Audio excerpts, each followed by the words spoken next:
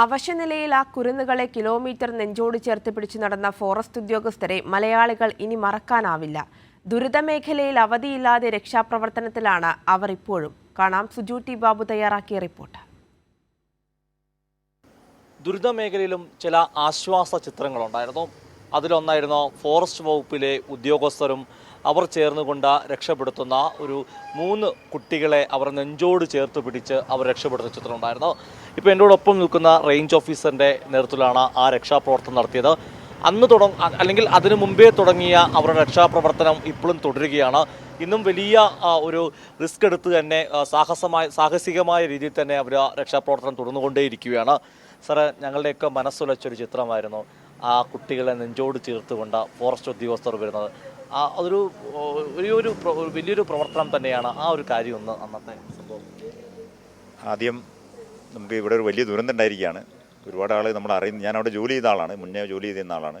ഒരുപാട് അറിയുന്നതും അറിയാത്തതുമായിട്ടുള്ള ഒരുപാട് ആൾ മരണപ്പെട്ടിട്ടുണ്ട്. അപ്പോൾ ആ ഒരു ദുഃഖത്തിലാണ് ഞങ്ങൾ.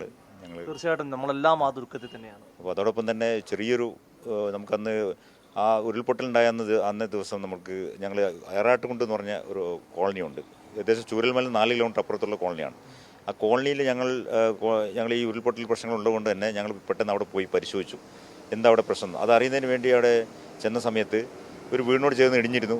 ഉടനെ ഞങ്ങളത് നടപടിയെടുത്തു. അവരെ മാറ്റി പാർപ്പിക്കുന്നുള്ള നടപടിക്ക് അനുഭവപ്പെടുത്തു. പിന്നെ അതിനുശേഷം ട്രൈബൽ ഡിപ്പാർട്ട്മെൻറ്റിനെ വിവരം അറിയിച്ചു. അവരെന്നെ ഭക്ഷണ സാധനങ്ങൾ കൊടുത്തു. പക്ഷേ ആ സമയത്ത് ഞങ്ങൾ ഒരു ആദിവാസി ഒരു സ്ത്രീയെയും അതേപോലെ ഒരു കുട്ടിയെയും കണ്ടിരുന്നു.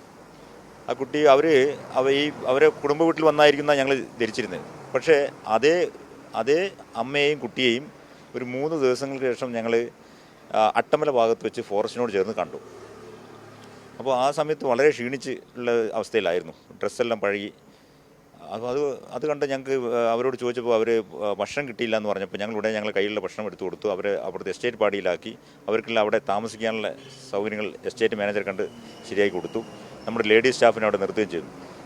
അങ്ങനെ ഭക്ഷണം കിട്ടിയതിന് ശേഷം അവർ വെച്ച് കുറച്ച് കൂടുതൽ കാര്യങ്ങൾ പറഞ്ഞു. എൻ്റെ ഭർത്താവും 3 കുട്ടികളും സൂചിപ്പാറ വാട്ടർഫാൾസിന് താഴെയുള്ള ഒരു പാറയുടെ പൊത്തിനുള്ളിലാണ് താമസിക്കുന്നതെന്ന് പറഞ്ഞു. ഞങ്ങൾക്ക് ആദ്യം അറിയാം അവർ അവിടെ പാറപ്പൊത്തിൽ താമസിക്കുന്ന ആൾക്കാരാണ്.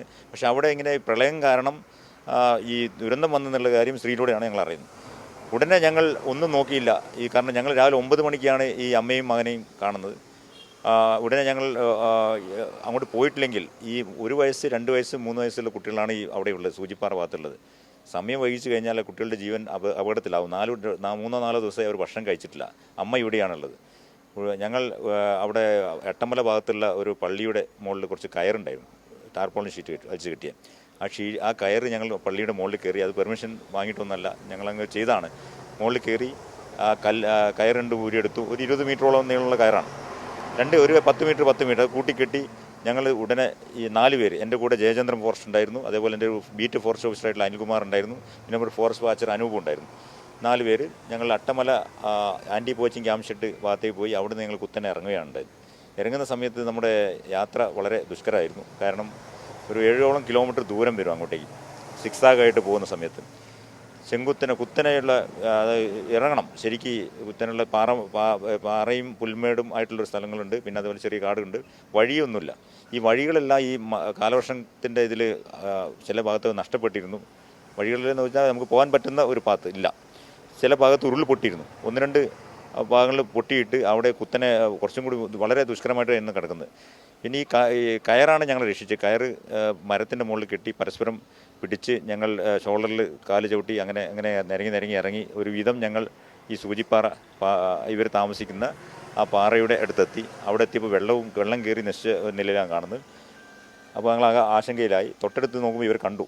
ഇവരെ ഒരു മണ്ണിൻ്റെ ഉള്ളിലോട്ട് തുറന്ന് അവിടെ ഒരു നീല ഷീറ്റ് വെച്ചിട്ട് അതിൻ്റെ ഉള്ളിൽ പുകയുന്നതായിട്ട് കണ്ടു, പുക വരുന്നത്. അപ്പോൾ അത് മാറ്റി നോക്കുമ്പോൾ അവിടെ ഈ 2 കുട്ടികൾ ഈ അടുപ്പിൻ്റെ അടുത്ത് ഒരു അടുപ്പ് തീ കത്തിച്ചിട്ടുണ്ട്. അതിൽ നിന്നുള്ള പുകയാണ് കണ്ടത്. ഈ അടുപ്പിൻ്റെ കല്ലിൻ്റെ സൈഡിൽ 2 കുട്ടികൾ ഇങ്ങനെ ഇരിക്കുന്നത് കണ്ടു. 1 വയസ്സും 2 വയസ്സായിട്ടുള്ള കുട്ടി. ഡ്രസ്സൊന്നുമില്ല. അവർ വളരെ ഇരിക്കുന്നതാണ്. അവർ ചുണ്ടെല്ലാം അങ്ങനെ വരണ്ട് കിടക്കുന്നുണ്ട്. ഭക്ഷണമില്ല. അവിടെ തൊട്ടടുത്തിൻ്റെ നിലത്ത് അവരെ മൂത്ത കുട്ടി 3 വയസ്സുകാരൻ അവിടെ നിലത്ത് കിടക്കുന്നത്. അതിനും ഡ്രസ്സില്ല. അച്ഛൻ അയാൾ ഉടുത്ത തുണി കൊണ്ട് തന്നെ വെള്ളം കൊണ്ട് തന്നെ പുതച്ച് നിലത്ത് കിടക്കുന്ന കണ്ടു. അച്ഛനെ വിളിച്ചു. അച്ഛൻ എണീറ്റു. അച്ഛൻ ഞങ്ങൾ കണ്ടപ്പോൾ ആകെ പേടിച്ചല്ല, എന്താ പെട്ടെന്ന് കാണുകയാണല്ലോ, അവരങ്ങനെ പുറത്തോട്ട് വരുന്ന ആൾക്കാരല്ല. ആഴ്ചയിൽ ഒന്നോ രണ്ടാഴ്ച കൂടുന്ന സമയത്ത് കാട്ടിൽ നിന്നുള്ള തേനും കുന്തിരിക്ക അങ്ങനത്തെ സാധനങ്ങളായിട്ട് ചൂരമെല്ലാം വന്ന് അത് വിറ്റ് അതിൽ നിന്ന് അരി എന്തെങ്കിലും വാങ്ങിയിട്ട് പോയിട്ട് കഞ്ഞി അങ്ങനെയൊക്കെ കഴിക്കുന്ന, കാട്ടത്തെ എന്തെങ്കിലും കിഴങ്ങ് കാര്യങ്ങൾ കഴിക്കുന്ന ആളുകളാണ്. ഒരു പണിയ വിഭാഗത്തിൽപ്പെട്ട ആളുകളാണ്. പണിയ വിഭാഗത്തിൽപ്പെട്ട ആളുകൾ ഇത്രയും റിമോട്ട് ഏരിയയിൽ താമസിക്കുന്നത് കുറവാണ്. എന്നാലും ഇയാൾ ഈ പറയുന്ന കൃഷ്ണൻ എന്നാണ് ഇയാളുടെ പേര്. ഇയാൾ വർഷങ്ങളായിട്ട് അവിടെ തന്നെയാണ് താമസിക്കുന്നത്. ഇയാൾ ഭാര്യയുടെ പേര് ശാന്തയാണ്. ശാന്തയും കുട്ടിയും മോൾ വശത്തും അച്ഛനും 3 മക്കളും ഈ പറഞ്ഞ പാറ പൊത്തിനുള്ളിലാണ്.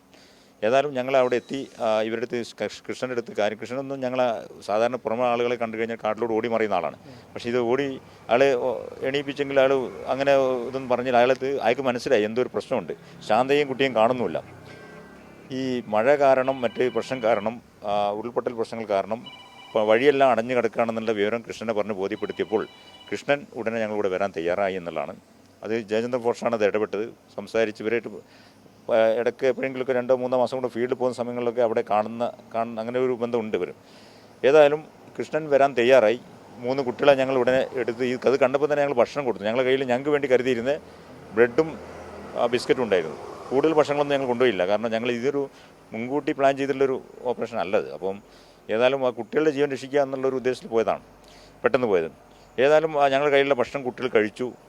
അതൊരു ഭയങ്കര വിഷമം ഉണ്ടാക്കുന്ന രീതിയിലായി. കുട്ടികളെ ഞങ്ങൾ എടുത്തു, നെഞ്ചോട് ചേർത്ത് വെച്ചു, ചൂട് കൊടുത്തു.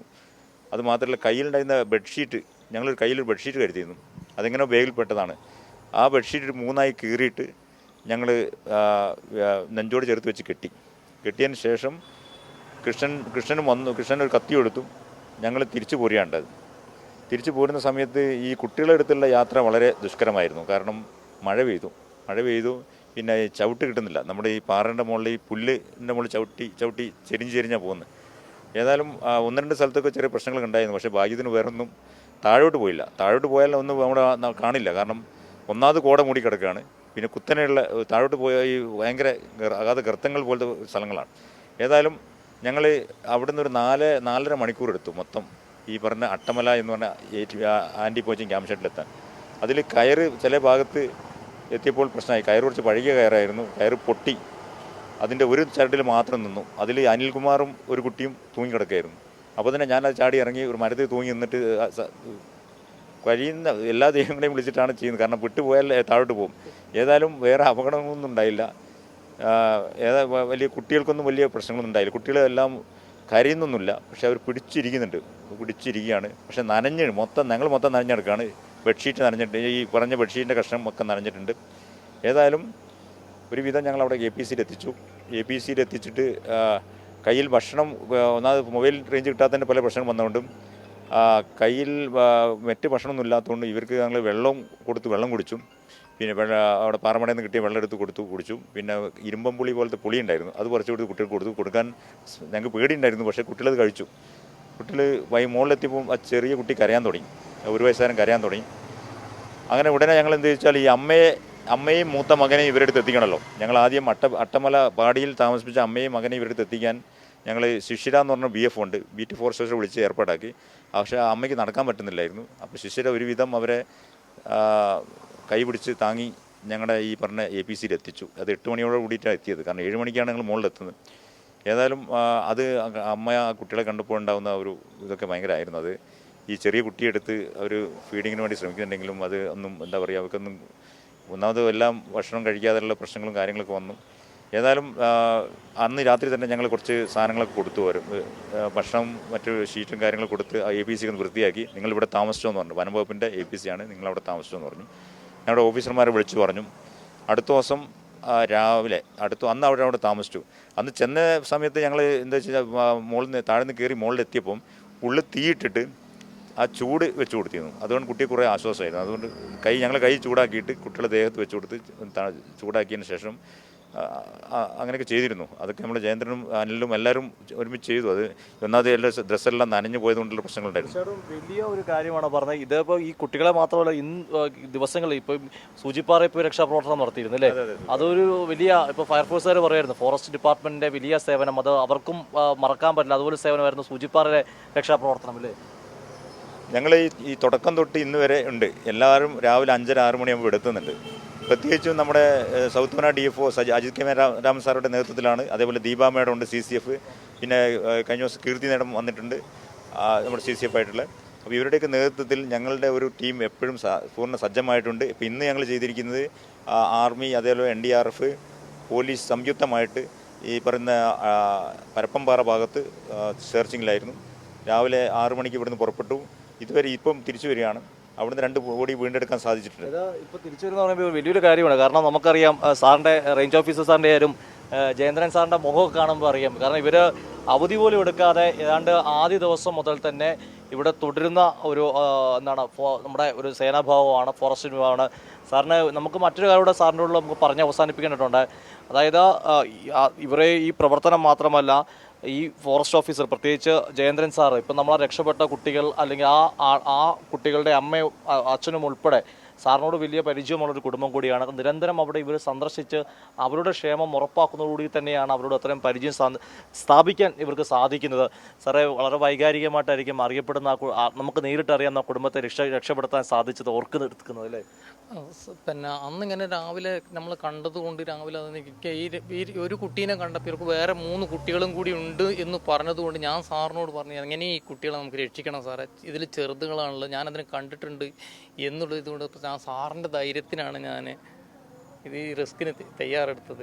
സാറെന്നെ എൻ്റെ കൂടെ വേറെ എന്തെങ്കിലും അപകടങ്ങൾ എന്തെങ്കിലും പറ്റിപ്പോയി കഴിഞ്ഞാൽ എൻ്റെ അവസ്ഥ എന്താണെന്നുള്ള അപ്പോൾ സാറ് എന്തായാലും എല്ലാം കൂടി സാറ് എനിക്കാണ് കൂടുതൽ ധൈര്യം തന്നത്. അതുകൊണ്ട് ഞങ്ങൾ 4 പേരും കൂടി ഒന്നിച്ച് അങ്ങനെ ഇറങ്ങി റിസ്ക് ഏറ്റെടുത്ത് നമ്മുടെ ജീവൻ നോക്കിയില്ല. അന്നേരം കുട്ടികളെ ഈ കുട്ടികൾ ഭക്ഷണമൊന്നും കഴിച്ചിട്ട് 3 ദിവസമായി ഭക്ഷണമൊന്നും കഴിച്ചിട്ടില്ല എന്നുള്ളൊരു ഇതുകൊണ്ട് ഞങ്ങൾക്ക് പിന്നെ എത്രയും പെട്ടെന്ന് ഈ റിസ്ക് ഏറ്റെടുക്കണം എന്ന് തോന്നി. അതുകൊണ്ട് ഞങ്ങൾ പിന്നെ സമയം നോക്കാൻ നിന്നില്ല. എന്തായാലും ഇപ്പോൾ ഒരു സുഖമായിട്ടിരിക്കുന്ന ഒരു കുഴപ്പമില്ല, സന്തോഷമുണ്ട്. അതായത് ഞാൻ പറഞ്ഞു വന്നത് ഇവരുടെ ഒരു പ്രവർത്തനം നമുക്ക് എത്ര അഭിനന്ദിച്ചാലും അതിവരില്ല. സാറിപ്പോൾ സൂചിപ്പിച്ച പോലെ തന്നെ ആ ഒരു ചിത്രത്തും കൂടെ അവസാനിക്കുന്ന പ്രവർത്തനമല്ല. ഈ സാറ് പറഞ്ഞ വിവിധ സേനാഭാഗങ്ങളോടൊപ്പം തന്നെ സെർച്ചിന് പോകുന്നു, കണ്ടെത്തുന്നു, രക്ഷപ്പെടുത്തുന്നു. അതൊക്കെ സമാനതകളില്ലാത്ത പ്രവർത്തനങ്ങളാണ്. വലിയൊരു സേവന പ്രവർത്തനം തന്നെയാണ് ആ ഫോറസ്റ്റ് ഉദ്യോഗസ്ഥർ ചെയ്യുന്നത്. അതിനാൽ തന്നെ ഈ ഫോറസ്റ്റ് ഉദ്യോഗസ്ഥർക്കെല്ലാം നമ്മൾ വലിയ സല്യൂട്ട് കൊടുക്കണം. പ്രത്യേകിച്ച് ഇവർ ചെയ്യുന്ന ഞാൻ മുമ്പ് സൂചിപ്പിച്ച പോലെ തന്നെ ഇതുവരെ ഒരു ലീവ് പോലും എടുക്കാതെ വീട്ടിൽ പോലും പോകാതെ തുടരുകയാണ് ഈ മേഖലയിൽ. എന്തായാലും കേരള ജനത നിങ്ങൾക്ക് നന്ദി പറയുന്ന കാര്യത്തിൽ ഒരു സംശയമില്ല. വയനാട്ടിൽ നിന്ന് കൈരളി ന്യൂസിന് വേണ്ടി ക്യാമറമാൻ അഖിലേഷ് കുളമിടൊപ്പം സുജു ടി ബാബു.